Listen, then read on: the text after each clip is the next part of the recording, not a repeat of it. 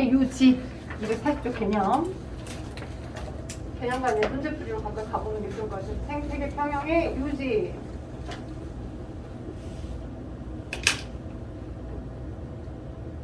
자, 유지 보시면, 자, 생태계라고 하는 건 생산자, 소비자, 분해자라고 하는 것이 에너지원의 양만큼 이렇게 피라미드 관계로 유지가 되고 있습니다. 안정된 생태계 같은 경우에 개체수가 제일 많고요. 생산자가.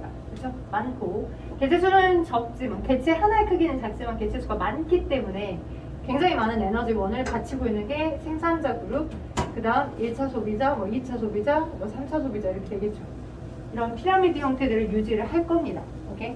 자, 근데 얘가 지금 예를 들어서 생산자고 1차, 2차, 3차 이렇게 소비자라고 했었을 때 지금 소비자들만 표현이 되어 있지만 상위, 영양단계 이렇게 표현되어 있지만 자, 전체 생태계라는 게 무기압력 요소와 함께 있기 때문에 분해자도 여기 표현되지 않지만 분해자라고 하는 것들도 나름 기여를 하고 있고요. 그리고 자, 저러한 흐름의 피라미드 형태가 유지가 잘 되게끔 하기 위해서는 우리는 어떤 특징을 가지고 있어야 되냐? 라고 한다면 생산자라고 한다면 자, 뭘까요? 특정 영양 단계에 해당하는 생물 중 한 종만 있는 것이 아니라 다양하게 있어야, 그지? 연쇄작용으로 영향을 미치지 않겠죠. 오케이? 지금 이렇게 이거랑 또 별개로 생각할 수 있지만 저기 경기도랑 충남 그쪽에 지금 장마전선이 계속 형성이 많이 되어 있고 처음 폭우가 쏟아졌을 때 서울하고 경기도 인근만 난리가 났다고 생각하고 있지만 충남하고 전북을 왔다 갔다 하면서 지금 되고 있거든요. 그래서 그런 거에 여파로 연쇄적으로 우리가 생각해 볼 수 있는 게 뭐겠어요? 지금 현재 인플레이션도 높은 상황이다라고 생각하시는데 이게 더 올라갈 거야. 왜냐면 이제 추석 명절 앞두고 있잖아요. 그죠? 근데 이제 그러면 과일을 많이 구입하겠죠. 근데 과일이 작황이 좋지 않을 거잖아. 지금쯤은 따서 상품화를 시켜야 이게 판매가 될 건데. 그치? 그러니까 물건을 사려는 사람은 많은데 물건이 없는 상황이기 때문에 연쇄적으로 영향을 받을 거라고. 이렇게 연쇄적인 영향을 받는 것처럼 생물도 먹고 먹히는 단계가 연쇄적으로 이렇게 A가 B에게 먹혀. B는 C만 먹어. C는 D만 먹어. 그럼 만약 중간에 B가 어떤 이유에서 하나의 족이 사라졌다 라고 하면 얘도 연쇄적으로 영향을 받는 거다. 그러니 우리는 편식을 하시는 표현이 이상해졌죠. 편식을 하지 말고 다양하게 종 다양성을 유지시켜서 이 먹이 사슬이 복잡할수록 생태계는 유지되기 좋다라는 걸 알려드리고 싶다는 거죠. 그리고 인간이 관여하게 되면 오히려 좋지 않아. 인간의 간섭이 들어가면 돼. 그 인간의 간섭이 먹이 사슬이 복잡하게 유지되는 게 생태계 평형을 잘 유지할 수 있다라고 말씀을 드려보는 거고요. 인간의 간섭이 만약 적용이 됐었을 때 어떤 식으로 나타날 수 있냐면 이게 아마 카이바브 고원에 늑대를 일부러 우리가 다른 곳으로 이동을 시켜서 사슴섬처럼 사슴의 고원처럼 만들고 싶었던 그게 있었어. 우리나라 지역 말고 다른 나라 지역에서. 그러다 보니 자, 아마 그게 뒤에 문제 있을걸요? 문제나 설명했을걸요? 자, 242쪽 아래 있네요. 인간의 간섭에 의한 생태계 평형의 파괴 사례. 카이바브 고원. 아, 이거 들었어요. 초등학교 때도 아마 들어봤을 거예요. 초등학교 때. 쌤한테 들었어요. 그랬나. 자, 지금 막 이렇게 자 시간의 흐름에 따라서 사슴을 보호하기 위해서 1905년부터 인간이 늑대를 사냥하기 시작했어. 자, 사슴의 포식자가 늑대잖아. 사슴이 있는 섬으로만 만들고 싶었던 거지. 그러다 보니까 늑대의 개체수가 급감했어. 지금 늑대 개체수가 누구냐면 파란색이야. 그래프에서 파란색. 자, 그래서 늑대의 개체수를 급감시켰더니 어느 일시적으로는 어떻게 된 것 같아? 사슴의 개체수가 늘었거든요. 예스! 우리가 원하는 것만큼 사슴의 어떤 유토피아 환경이 됐다라고 판단하고 있었을 건데 많아진 사슴의 개체수 때문에 카이바브 고원에 사슴의 먹이가 풀들이 많이 뺏겼을 거고 자라는 속도는 더딜 거고 그지? 자체적으로 환경 저항이 생겨. 우리가 환경 저항이라고 하는 건 뭐냐면 생물학적 용어야.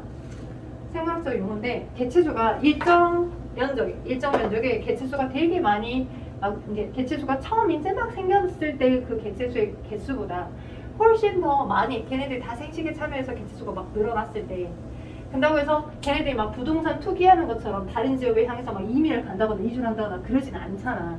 그러다 보니 면적은 일정한데 거기에 거기서 자라난 개체수가 너무 많아져서 급격하게 증가한 경우에 스스로 뭐에 먹이 부족이랬지. 그 지역에 먹이 부족, 공간 부족. 왜냐면 이제 똥 싸고 막 할 거니까, 그지? 공간 부족도 생길 거고. 네, 그러한 자연스러운 노폐물의 축적 같은 이런 걸 갖게 되는 거야. 그걸 우리는 환경 저항이라고 해. 오케이? 근데 그 환경 저항을 전혀 생각하지 못했던 거지. 예, 왜? 사슴을 유토피아로만 만들고 싶어 라고 해서 늑대의 개체수를 감소를 시켜줬던 인간이, 그랬더니 이 사슴의 개체수가 갑자기 늘어나 버렸고 얘를 줄였더니 얘가 줄어들었더니 늑대가, 그치? 근데 늑대가 줄어났더니 사슴의 고은이어서 막 이렇게 늘어났기 때문에 1차 소비자가 늘었어. 사슴만. 자, 그러다가 이 먹잇감이 감소가 돼. 어째? 줄어들어. 먹이 부족에 스스로 줄고. 그러니 얘 스스로도 줄겠지. 급격히 감소되겠지. 왜? 먹잇감이 없으니까. 그지? 막 엄청난 피 터지는 경쟁을 하겠지. 그래서 마찬가지로 처음과 똑같은 상태처럼 더 작은 범주만큼의 피라미드 형태를 이루는 만큼으로 감소가 되어가더라.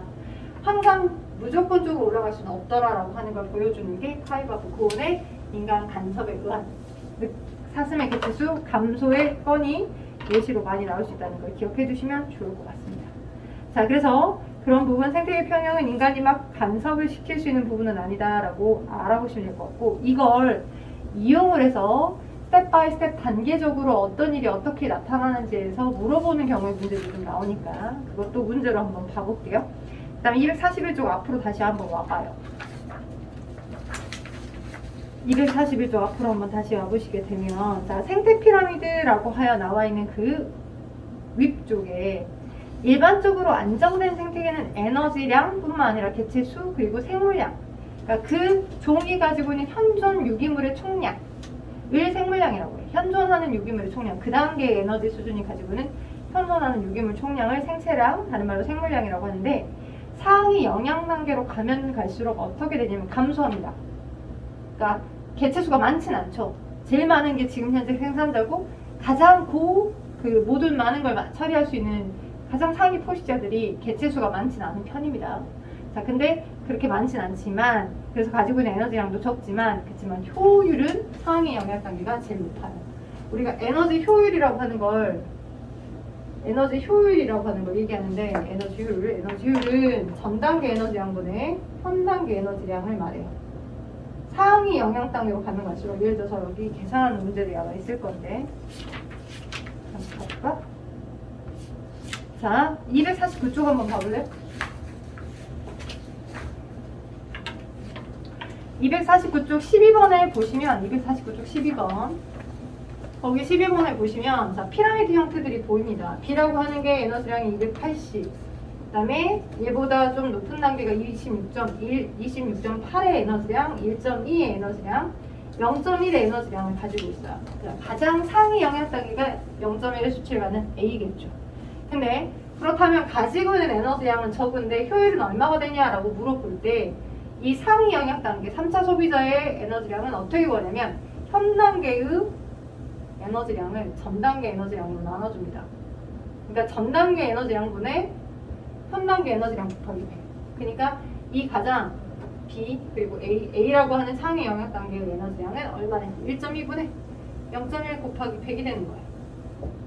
오케이? 그런데 이 1차 소비자 에너지량은 어떻게 되냐라고 만약 물어봤다면, 1차 소비자는 얘가 지금 현재 가지고 있는 얘를 그 전 단계로 나눠주는 거야. 280으로. 오케이? 그래서 계산을 해주게 되는 경우에는 여기는 얼마 정도 나왔냐? 계산을 한번 눌러봐라. 100이 아니라 10에 1.2인가? 0 곱하고 0이니까 100 나누기 1.2네. 12. 그치? 대충 얼마 나온 거야? 9, 28, 9 안 된다. 8, 8에 16, 96, 4. 얼마냐? 높은 거 같은데? 8점. 8이야. 8. 8이 96, 8.4. 4 안 되고 3, 36.3이네. 8.33이네. 그지? 얘는 8.33%. 8.34. 얘는 얼마 정도 나오냐? 268, 0에 28, 0에 나누네. 268을 28로 나눠가지고 나오면 되겠죠? 그죠? 곱하기 100 해주시면, 곱하기 100 한 값이니까 계산을 때려보시면 될 것 같아요. 그래서 에너지 효율은 다르다. 어디가? 상위 영향 단계로 가면 갈수록 더 올라간다. 일반적인 케이스에서. 받는 에너지량 적어도 효율은 더 올라가기 때문에 버틸 수 있다라고 보시면 될 것 같아요. 자, 그 다음에 여러분에게 드릴 수 있는 부분에 대한 거는 자, 또 앞으로 넘어오셔서 개념으로 가볼게요. 240쪽 아래 먹이 관계에 의한 에너지 전달 나와 있는 그 부분이요. 먹이 관계에 의한 에너지 전달. 자, 먹이 관계에 의해서 에너지 전달은 생산자라고 하는 것도 자신이 광합성에 의해서 유기물을 스스로 합성해서 만들어냈잖아. 생산자가. 근데 그 생산자가 만들어낸 에너지의 일부가 1차 소비자에게 먹히지. 초식동물인 누가 사슴이 염생이가 냠냠냠냠 입에 일부를 뜯어 먹었을 거고. 그치? 또 다른 그 아카시아 나무의 열매나 이런 것들도 먹었겠죠. 그러니까 그 생산자의 에너지의 총량을 다 받아들이는 게 아니라 생산자가 유지하게끔 하는 자신의 유기물의 총량도 필요하지만 그것의 일부가 피식되어서 걔한테 간 거야. 1차 소비자에게. 그리고 그 1차 소비자도 마찬가지. 뭐 동물들 영양 단계에서 모든 1차 소비자의 총량이 아니라, 그치? 여러 그 생물 그룹이 있었는데 이제 사냥이 되어서 먹히는 애들도 있겠잖아. 그래서 그 일부가 가겠지. 우리는 총량으로 지금 다뤄서 배워지는 거고. 그래서 생물들 사이에서 에너지는 어떤 형태로 흘러가겠어? 먹는 걸 우리 뭐 무기물의 형태로 먹는 건 아니지.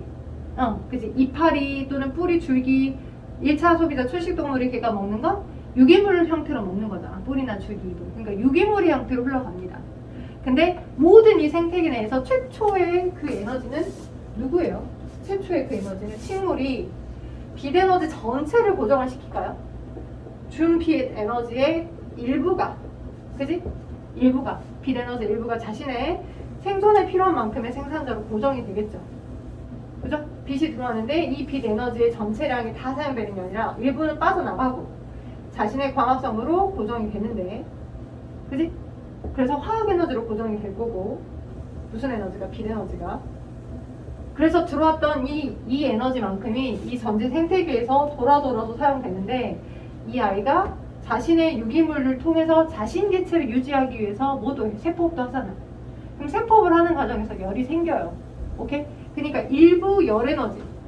이 생산자가 가지는 뿌리세포나 줄기세포나 잎세포가 세포업을 하는 과정에서 발생하는 열 에너지로도 일부 나가고, 그것의 일부가 초식동물이 먹잖아.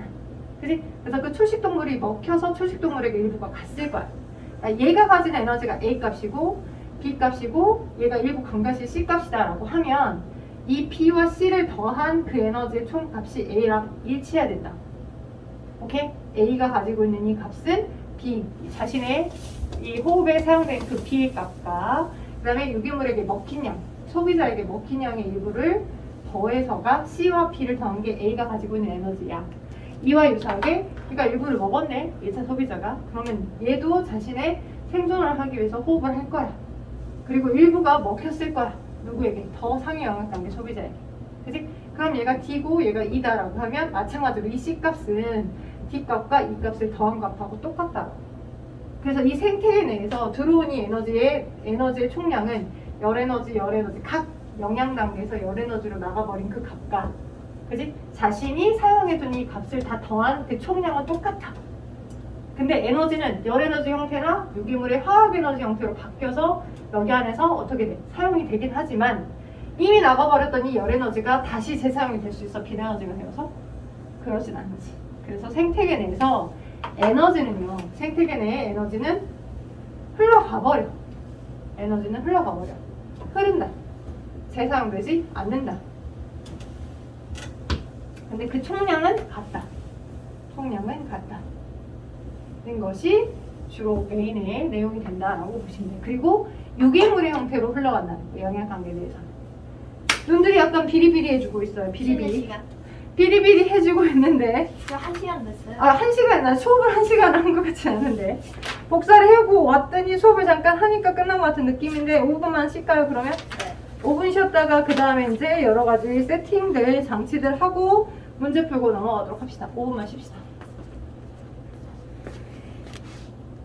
그리고 열에너지 형태로 이제 그 단계에서 세포를 통해서 바깥으로 나가버리니 열에너지가 빛에너지로 전환되지는 어려우니까 그래서 흘러가 버립니다. 그리고 아시다시피 거기 지금 제가 240쪽하고 241쪽을 이미 여기서 설명을 했잖아요. 특정 인간의 간섭에 의해서 사슴의 개체수를 증가시켜줬을 때 나타날 수 있는 우려성, 생태계 교란이 되겠고, 그 다음 넘겨서 242쪽에 자, 그렇다면 환경 변화랑 생태계 보존들이 있는데 얘를 들어 어떻게 해줘야 되냐라고 한 여러 얘기들이 나와 있을 때, 자, 기후나 지금 기후변화가 전 세계적으로 문제인 거잖아요. 근데 이제 손쓸기에는 너무 늦지 않았나 싶은 생각을 해보지만, 그렇다고 해서 내버려 두기도 조금 애매해서 여러 협약을 하고 있긴 하지만 그게 효과가 있는지는 어쩐지 모르겠습니다. 거의 뭐 바이러스가 창궐한 것 또한 이렇게 기후변화랑 어떤 큰 격동의 시기를 겪고 있다는 증거 중에 하나라고 하니까.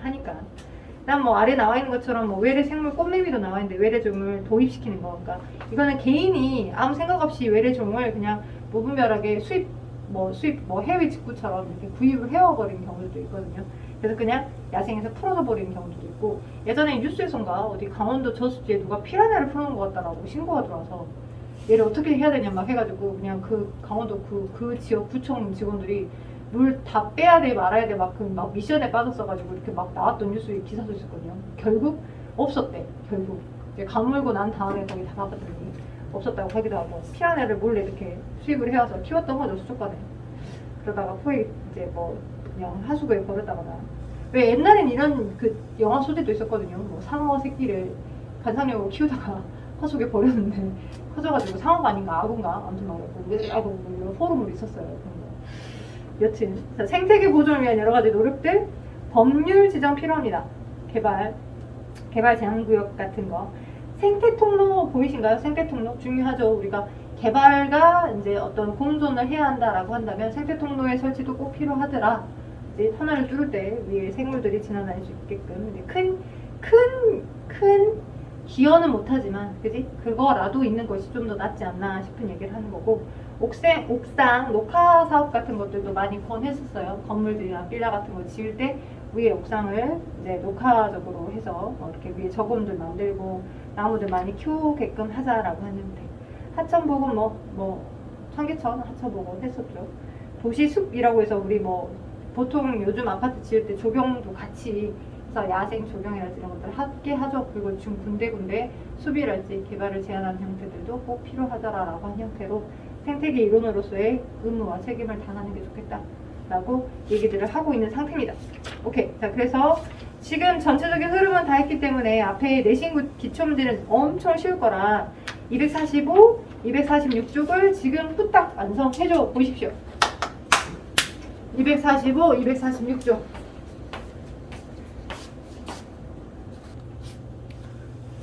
자, 가볼까요? 245쪽에 1번에 한때 생태계는 생물과 비생물적 요인으로 구성되어 있고, B 틀리죠? 영향 주고요. 그죠? 분해자도 생물 요소니까 이거 1번이죠. 쉬우니까 그냥 한쪽을 아예 그냥 답을 먼저 불러드리고 틀린 거 위주로만 할게요. 2번에 1번입니다. 3번에 개체군 분집. 그 다음 4번에 지금 두껍고 얇고 양옆과 음옆이죠. 빛의 세기에 대한 거. 2번입니다. 2번. 자, 우회라고 이제 이런 표정이니까 X는 온도니 이제 BP. 잘 봤어. 피 그죠? 그리고 단풍 드는 건 온도랑 영향이 있다. 너무 추워지니까 연옥소가 파괴돼서 푸른색 이제 녹색빛이 사라지고, 그죠? 그렇게 되는 겁니다. 보조 색소 계열들이 드러나서 색깔이 그렇게 노랗고 붉게 보이는 거예요. 자, 5번은 3번. 약. 자, 6번 갈게요. 6번에 자, 가와 나에 형성되어 있는 먹이 관계들인데 이에 대한 설명에서 오른 것만을 보기에서 골라보자 라고 했습니다. 쭉 나와 있는 부분에서 복잡한 게 생태계 평형 요주가 다 있죠. 답은 1번. 자, 6번에 1번입니다. 왜지? 자, 가나 모두에서 개구리는 2차 소비자다 라고 하는데, 개구리가 메뚜기를 먹고 자라는 형태니까 2차 소비자죠. 그리고 풀 메뚜기, 풀 들쥐, 풀 토끼, 그 다음에 메뚜기가 저 개구리니까, 그죠? 그래서 2차 소비자 맞는데, 가에서 메뚜기의 에너지는 모두 개구리에게 일부 자신을 또 버티게끔 하는 에너지로 써야 되니까, 그지? 다 먹히는 건 아니고 개구리 전체 여러 개체수들 중 일부가 포식자에게 먹히겠지. 환경이 변했을 때 생태계 평형은 나보다 가에서 더 잘. 나도 나. 자, 7번 갈게요. 어떤 안정된 생태계의 영향 단계에 따른 에너지량인데 A와 B는 영향 단계고요. 아까 계산 중 에너지 효율에 대한 설명해드려봤죠. 상위 영향 단계로 갈수록 그걸 유지하게끔 해주는 에너지 수준이 좀 다르더라라고 말씀을 드려봤고요. 자, 그렇다면 이 그림은 생태 피라미드에 해당하는 거 맞고요. A의 개체수가 증가했다라고 하면 B의 개체수는 감소하냐? 이게 지금 맞죠? 왜 너무 갑자기 폭증을 하는 경우에 일단 영향을 받아서 얘가 감소가 되겠죠. A가 증가하면 A 위에 있는 1.2의 에너지량을 갖는 것도 약간 증가. 그 다음에 1.2가 증가하니까 0.1의 에너지 값을 가지는 상위 영향 단계도 증가할 거야. 위에 거는 증가해. 근데 아래 거는 약간 벅 커져버리니까 감소가 되지. 그러니까 니은 디귿은 맞는데 기억. A가 2차 소비자니까 2차죠. 그래서 답은 이게 리디가 맞는 4번이 되겠습니다. 자, 8번에 어떤 안정된 생태계에 대해서 1차 소비자의 개체수가 일시적으로 감소되었을 때 1차의 개체수가 일시적 감소입니다. 1차가 일시적으로 감소하면 2차도 감소되고 3차도 감소됩니다. 그쵸? 그러니까 감소의 폭이 될 거고 얘가 감소가 되니까 아래 있는 생산자가 갑자기 증가할 거예요. 오케이. 자, 그래서 그런 순서대로를 따라가게 되면 생산자의 개체수가 증가, 2차는 감소한 형태의 다. 그죠? 그리고 1차 소비자의 개체수가 어떻게 되는 거야? 그러면 이제 증가가 되겠지. 그리고 그 증가에 의해서 다시 생산자 개체수 감소, 2차는 또 증가 이런 형태로 도미노 효과처럼 단계에서 그러니까 어떤 개념의 라인을 잘 찾아봐야 돼 이런 문제. 자, 이렇게 국어로 나오면 좀 찾기 어려워 하더라고. 다, 가, 나 이렇게 이름을 보시면 돼요. 자, 9번에는 2번, 10번엔 3번 되겠습니다. 자, 그리고서도 8분이나 남았어요. 아니죠. 끝나는 시간. 혹시 13번 한번 풀어볼래요? 13번 끝나는 시간 13번? 13번 어때? 아니요. 또 아니오야. 그러면 숙제를 내줄 거니까 차라리 지금 풀어버려. 249, 250, 251쪽이 숙제거든요. 너무 많아요. 지금 풀어보러. 아마 조금 어렵다 느낄 만한 게 13번 빼고는 다 나머지는 또 쉽다라고 생각할 수 있거든요. 하다가 내가 30분을 땡 하고 알려줄게. 땡 하고 알려줄 테니까 지금 풀어봐.